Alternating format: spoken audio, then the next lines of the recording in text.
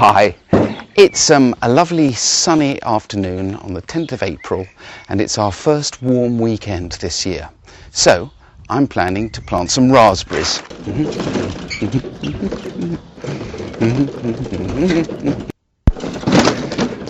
I prepared the ground for my raspberries a couple of months ago and I'm going to grow two summer fruiting varieties, Tulamine and Leo, together, and they will crop, I hope, over a long period of time. I'm going to dig a trench to put my raspberry canes into. I covered the ground with some black polythene in order to suppress the weeds and also to warm up the ground.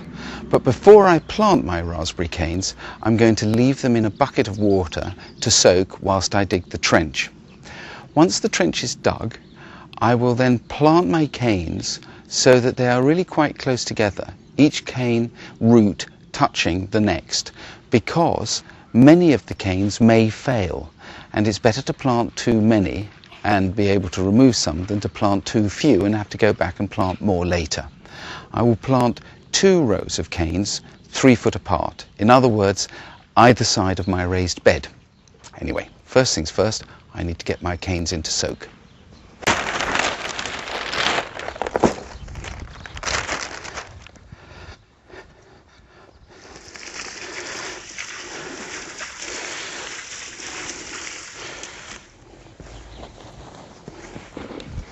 Now, this ground has had lots of manure put into it, well-rotted manure, which has been thoroughly mixed in with the soil. And I'm going to just make sure that it's reasonably well tamped down so that when I dig a trench to put my raspberry canes into, the ground will be just right. Now, raspberry canes are very shallow rooting and they have a terrible habit of running all over the place.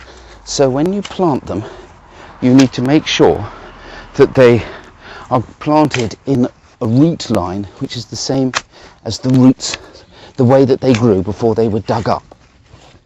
And I will dig down a trench about 6 inches or so deep, rather too much unrotted manure there, but it doesn't matter really.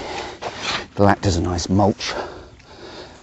And I'll dig one trench one side, mix all of my different plants together, and hopefully we'll get a reasonable crop.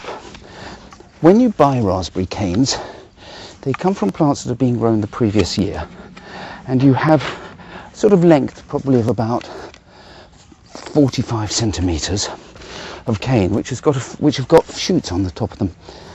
You can leave these shoots because they'll actually give you a few raspberries in your first year, and once they've fruited you cut them right back and then work on training the new shoots up on wires which I'll put in place later on in the summer for my crop next year. Now just scrape out the bottom of the trench. Looks like there's an awful lot of soil, but by the time you've got the plants in, the soil back and everything well trodden down, it's amazing how it disappears.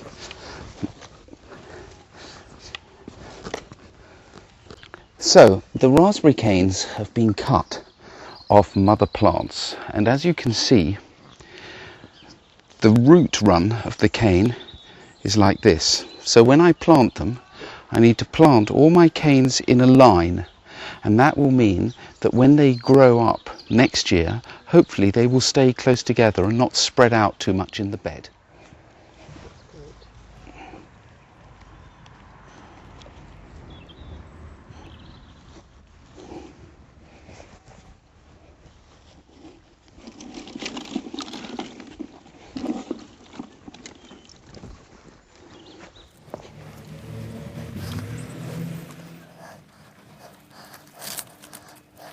Now, as I tamp these down, hopefully most of them will grow well, but I have a chance as they grow to select the strongest and best growths to keep and I can always cut out any weak, feeble plants to give my bed the best chance of high productivity. Now I dig out my second trench and do exactly the same thing.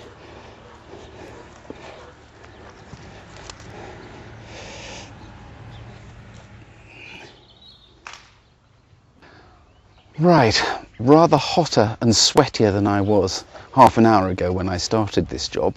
It's now time to give my raspberry canes a very good soak to help them settle in, and I'm also going to add a little bit of seaweed extract, which hopefully will encourage the roots to get to work very quickly.